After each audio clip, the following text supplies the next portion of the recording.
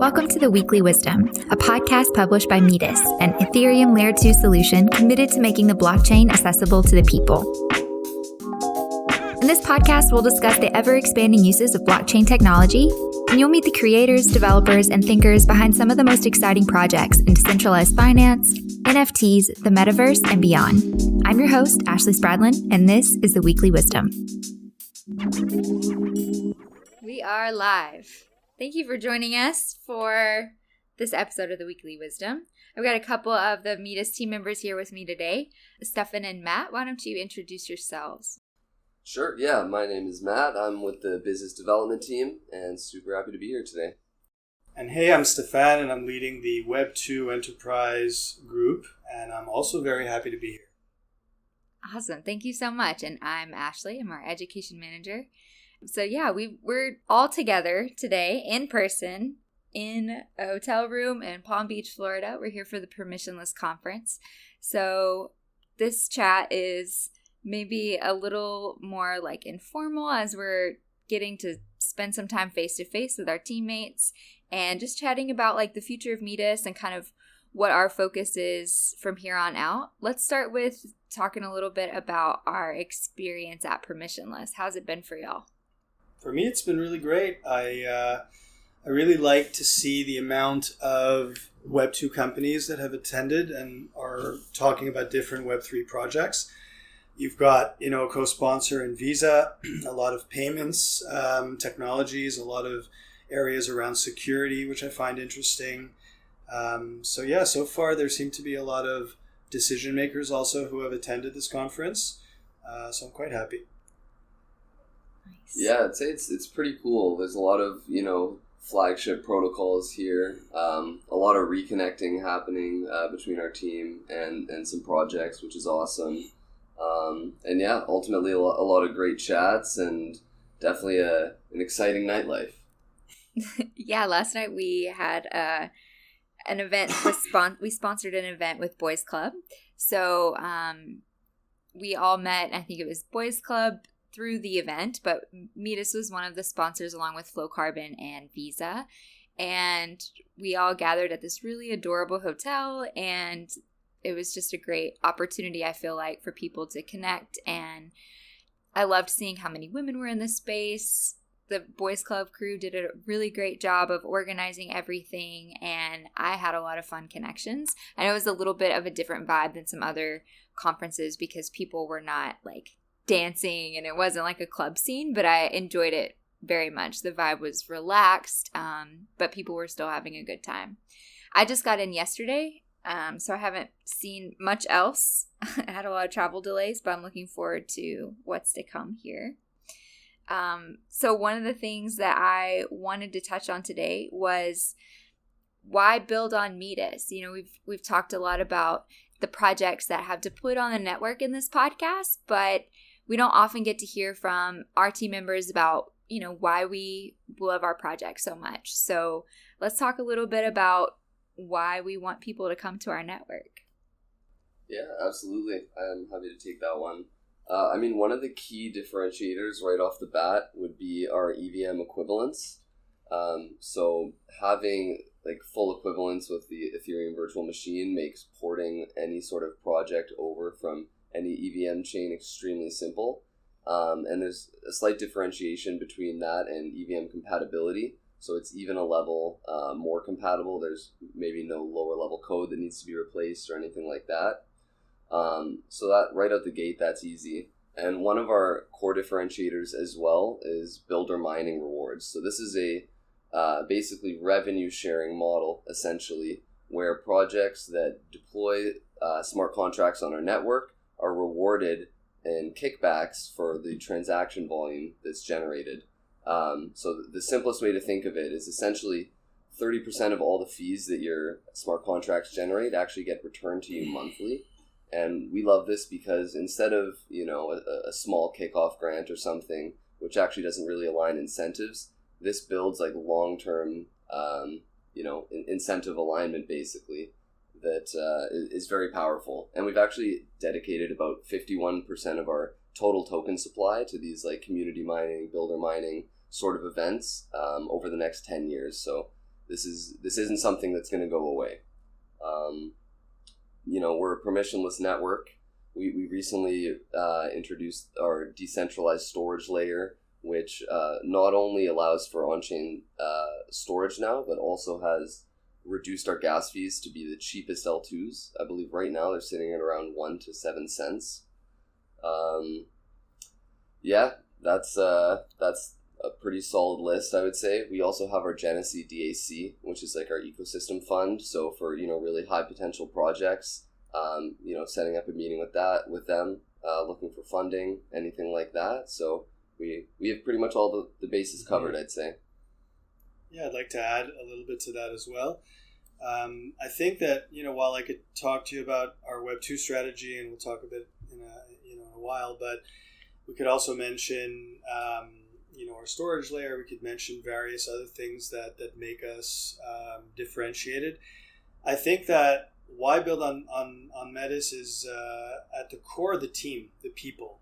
I think that there are so many companies and projects in Web3 that have really, really fast ascension and then really, really fast declines. And the people disappear and the companies are not there for the long haul. And I think that when you're looking for a partner to build on, you want to know that not only is the technology secure, but the team is secure, that the company is going to be around, that the platform is solid and views itself as decentralized and truly native core infrastructure that's going to be solid for the long haul. So we've built a very strong world-class team of people. We've ensured the ability to be financed for the long haul, and we continue to build technology that I believe is going to make Metis the lead smart layer 2, smart rollup on top of Ethereum with the ability to move metadata at astonishing rates over the transition to Web3. And it's all because of the people. Because in my career of building and funding tech companies for the last 25 years, I've always found that great people can, sell not so great products sometimes and then pivot and adapt to make them great. But it takes great people. And the greatest project or product in the world, if the people are not great, it's not going to succeed. So it comes down to people. Yeah, I love that. I feel like in being pretty new to, most of my career working in public education, it's a very different dynamic when it comes to just your focus when you show up to work every day. And this is probably the healthiest working environment that I've ever had, because not only do I legitimately enjoy the people that I'm working with, I have trust in their skills and experience, but we have built enough close relationships that we're able to offer feedback without feeling personally attacked. We're allowed to grow together and make mistakes and really support one another. And I feel like beyond what I am working on for my company, personally, I'm very supported, and that really goes a long way for me. But I think it's evident in our community that people are really invested in this project, and we really care. And that's kind of the bedrock of what a Web3 business is all about. It's about having an engaged community that trusts in a trustless world. Well said. Thanks. One of the things that we talk about a lot when we meet new people who have never heard about Metis, we say that we're really focused on making blockchain available to the people. We're built for the people or by the people and for the people. And we really want to make it easy for people who don't really know much about the space to either become a user or an educated investor, or to find an innovative way to make a business in Web3.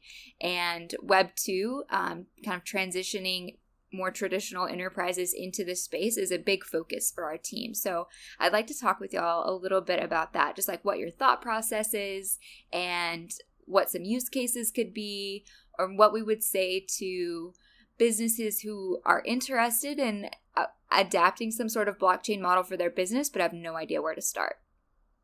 Sure. I can talk to you about the businesses who want to move into the blockchain but have no idea where to start. And those businesses can be small, medium, or even quite large. It's very exciting to me to think about the Web3 and the blockchain industry and the crypto industry as far beyond just DeFi or just NFT creations or just gaming. The initial applications of any industry are what give you, the initial traction, the initial gravitational pull, but ultimately you've got the potential for all of the data really in the world, or much of the data in the world, to be transported onto the blockchain. And for various reasons.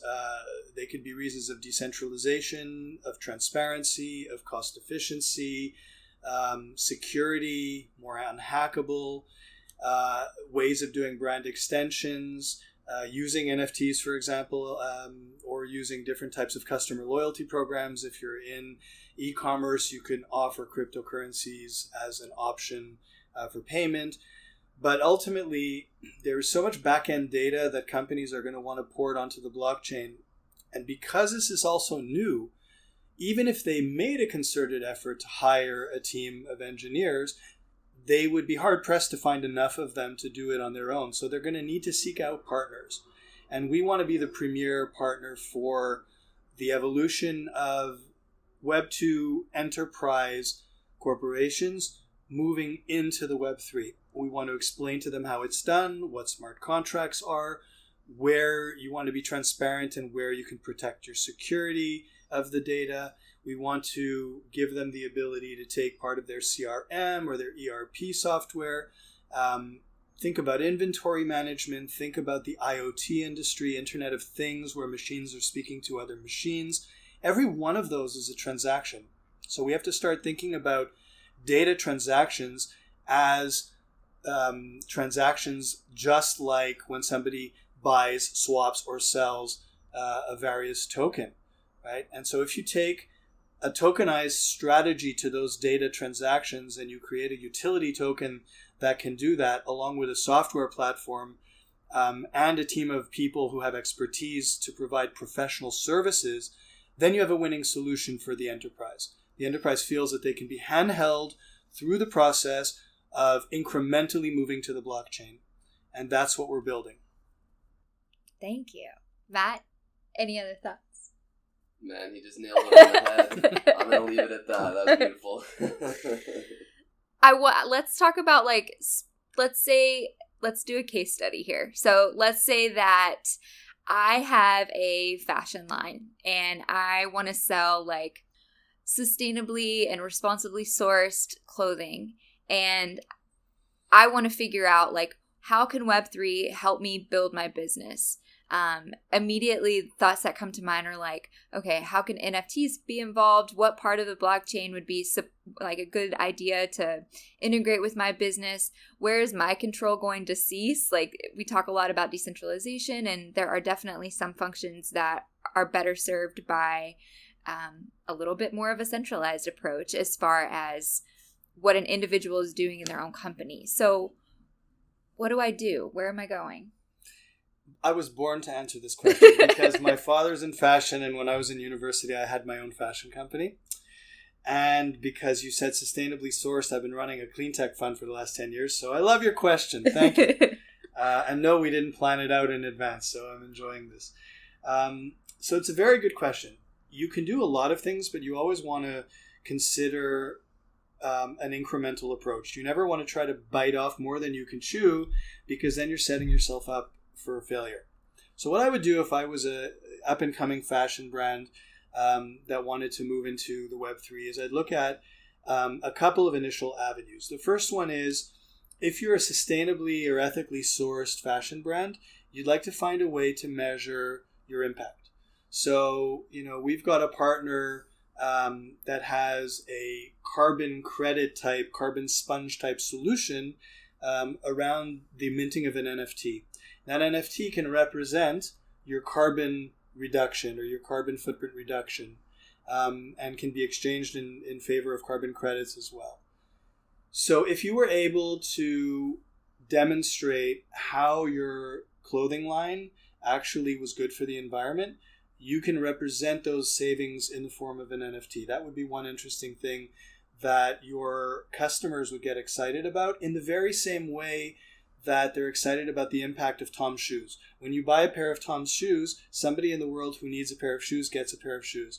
That's how Tom's Shoes built their following. That's how they became such a big company. So you can do the same thing with the carbon credits. Moving forward, how do you get it to your customer? Are you online? Are you brick and mortar? If you're a combination of online sales and brick and mortar, then what I would do is in the brick and mortar stores, have a more modern version of a customer loyalty card. So a customer loyalty card normally, if you go to a Banana Republic, says, well, you bought this much Banana Republic, you're going to now get this much off your next purchase, or maybe in the current purchase. But what if that was a living, breathing, and appreciating in value NFT-like reward? If you can create a reward system that can appreciate in value, you have a very compelling offering. So that would be what you do in a brick and mortar store. In your online store, offering not only that, but the ability to buy in crypto, which I suppose you could do in the brick and mortar store as well, but it's particularly compelling to the online purchasing environment. So you'd be able to buy in crypto, or you'd be able to potentially trade NFTs in favor of merchandise. So you give multiple payment options. Of course, there's a lot more that can be done, but just those actions are a good way to start a new brand within the Web3 universe, and positioning yourself to that modern buyer. Yeah, I really like the idea, like the potential for, if I'm buying something, there's a lot of like greenwashing that goes on, and if I'm gonna go buy a piece of clothing that I want to be sure is sourced sustainably, perhaps an NFT that was associated with that would be able to tell me like where the supply chain went, like how I could follow all of that on a transparent blockchain. Exactly. And that builds a lot of trust for customers who I think maybe hear a lot from certain companies, but we don't look underneath the hood. And that's certainly a problem that we're seeing in blockchain. A lot of people invest because they hear really exciting things, and then they don't look underneath the hood, and then, they get bit later. And so I think that's an exciting opportunity for people to build community and put their money where their mouth is. So I was talking with a friend who has like a music recording business, and he was asking me about, I'm interested in doing NFTs or some sort of blockchain integration with my business, but I feel like my community are not crypto people. And so is it worth it for me to invest in trying to move into Web3 or add that into my business model if the people that normally are working with me are not really in the crypto space? And I thought that was an interesting question, because NFTs are used to build community, but they're also like built up by community. And that's just such a huge focus of Web3, is where are your people at and how engaged do they feel? How much say do they have? Like, how are they interacting with you and your project? So what do we say to those people who are like, yeah, but my customers are not there? How do we approach that? I mean, I think one of the easiest ways is if you can make Web3 still feel like Web2. I mean, if you go to, Netflix, for example, right now, most people don't know, like, the technology, like the TCP IP that, the website's forwarding behind. You just know I'm on Netflix, right? Similarly, if you can create a front-end application that feels like Web 2 and you're just doing a simple online purchase, meanwhile it's all happening behind the scenes and it's actually on-chain, and now you have an NFT in a digital wallet or whatever, then, it's kind of the same experience for them. So bridging that gap, because it is a strange gap and it's a huge learning curve. And oftentimes it's too scary for people to cross it when they're feeling like they're in the blockchain space without that comfort of kind of a Web 2 housing. So that would be my suggestion, is like work on solutions that kind of tailor the front end to kind of the audience. I would also just add Wayne Gretzky said it very well. He said, I skate to where the puck is going. So you want to try to anticipate trends. And while your community may not be crypto people today, they can very easily become crypto people, just like your Facebook people were not Instagram people, and then they were magically Instagram people, and they were not TikTok people until they were all of a sudden TikTok people. So you want to make sure that you're future-proofing your business, and while you can definitely build your community in the places that you think they currently exist, you don't want to make the mistake of, I don't know if any of you remember this, but MySpace. Like MySpace was this social network before other social networks were, but they didn't adapt at all, and there they went. Yeah, after the top 8, that was it. If you Boom. weren't in the top 8. Poof and gone. Man, that was like such a gut punch. Somebody was like your top 2 friend, and you're not even on their top 8. That was all the utility they had, right? We all taught ourselves to code, how to like do an interesting background or have some sort of like Backstreet Boys music on our page when you came to it. Oh man, I lost my train of thought now. Let's see, where were we going? When you start thinking about the Backstreet Boys, it's hard not to. Yeah. Seriously, like the best concert I've ever been to was the Backstreet Boys, and Wow. DJ Pauly D opened for them. That Public says a lot flawless. about me. larger than life. It was so fun. There was a lot of air humping. Yeah. Okay. To refocus, we recently were at DevConnect in Amsterdam, and we held our first ever Metis Fest, and it looked like it was a really awesome event. I didn't get to go, but Matt, you went, and we kind of developed Metis Fest as a combination between these like crypto parties at these conferences where everybody's in like a club type atmosphere, but you're like literally screaming into someone's ear to have a conversation, versus the little more like stale conversations you might have around a water cooler. So together we've put into place this like beautiful expression of panel talks and presentations with dancers and music, and the party atmosphere kind of come together so you can have intelligent conversations and enjoy yourself at the same time. And one of the projects that gave a keynote at our first Metis Fest in Amsterdam was talking about ways to make minting NFTs like a super easy experience. So you can literally get onto your cell phone and just press a button and it happens instantly. And like that's the kind of user experience that we need to progress toward if we want to make mass adoption a thing. 100%. That's actually like the perfect case study of what I was just mentioning with like having that Web 2 sort of interface. So essentially their app just looks like Instagram. And if Instagram is, super intuitive, similarly theirs is as well. And, they've done all the back-end integration where they've, been going through and figuring out like the Apple Pay stuff with Apple. Like, they're really going through on the like, legalities side, because it is quite complex on the back end, but they're basically solving all of that and just presenting this nice, neat sort of package of, music NFTs, and being able to, mint pretty much, like on demand with like your camera even, I believe.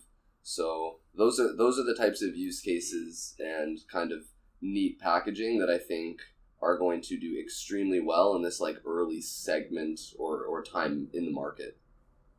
So I'm excited to see what they have to offer and launching on Metis soon. Heck yeah. It was called Metaspace. Metaspace, that's right. Yeah. Okay. Yeah, that's exciting. You've mentioned something about like it's complex on the back end, because anytime we have some sort of app where users can on-ramp their fiat currency, like their US dollars, to exchange for cryptocurrency, that section of crypto is regulated. So there are like know your customer, KYC, and AML, anti-money laundering laws. So navigating all of that and trying to make that bridge easy with regulation is a challenge. And I think that's another barrier that people who are looking to get into Web3 but not really sure where to start, I think that's another thing that is on everybody's minds. Like, it's not regulated, but it seems like, especially with recent crypto events, that regulation is quickly approaching. What are y'all thinking about that? Like, what's your thought process like as that all develops and how you're communicating with new people?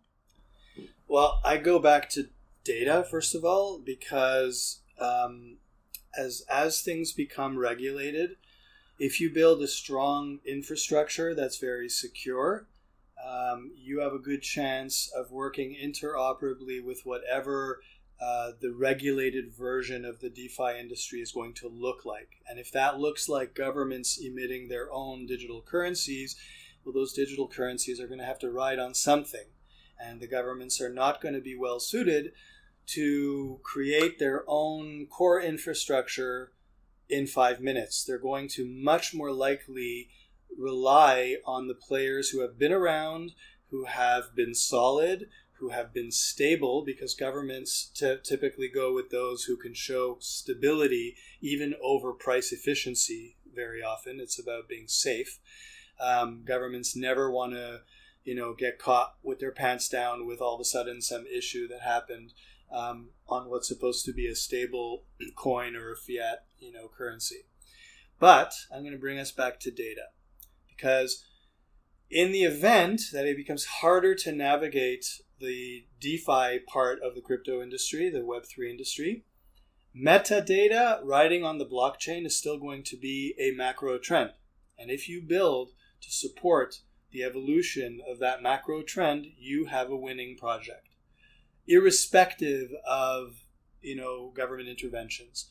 And so I think we have a very interesting strategy that positions us, to be one of the leaders, not the leader, moving forward for years to come. Love that.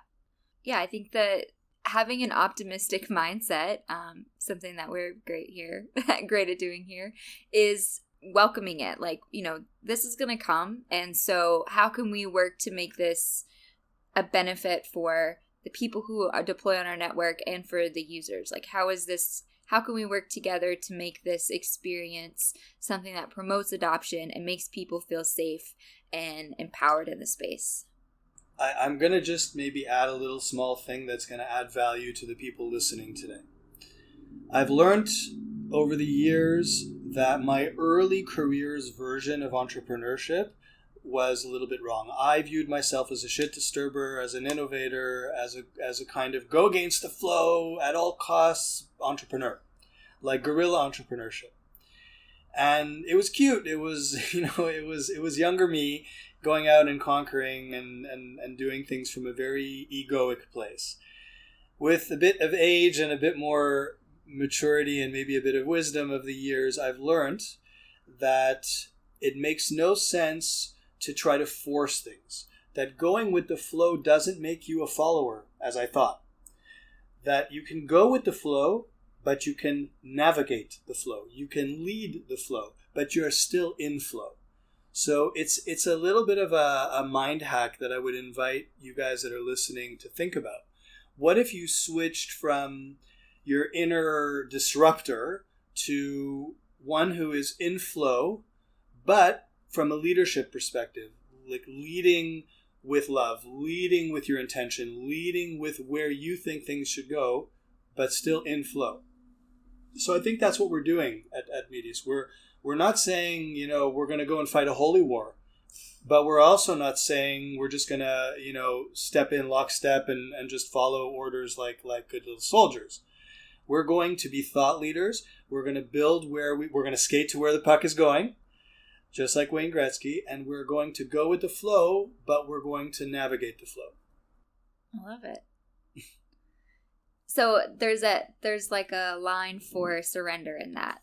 Yeah. Like that's, when do you say, like, I'm showing up, but I'm putting my best forth and I'm thinking and I've got some vision, I'm trying to direct the flow, but ultimately, I have to release my attachment to the result. That's more of like a personal perspective, not necessarily maybe your business approach, but it's one way to not feel overwhelmed or like all is lost when public sentiment is down and the market looks like crap, or you're not really sure of what's to come, because there's always gonna be that element, like in everything. So this was rad. Anybody else want to pop in before we wrap up today?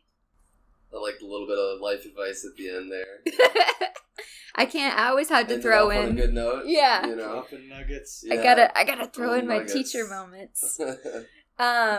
Yeah. Well, thank you guys so much for listening. We are gonna be at Consensus in June in Austin, Texas. So we're gonna have another Metis Fest there, and we'll be out and about at that event. So if you're gonna be in Austin next month, then please hit us up, connect with us, and yeah, we'll talk soon. Bye, everybody. All right, fam, thanks so much for listening to this episode of The Weekly Wisdom. Be sure to check out our show notes to learn more about our partners from today's show. There, you'll also find links to resources to connect with the Metis team, learn more about our permissionless platform, and connect with us on future podcast content. We would also love for you to take a moment to rate and review this podcast to support our mission of bringing blockchain to the people. Until next time.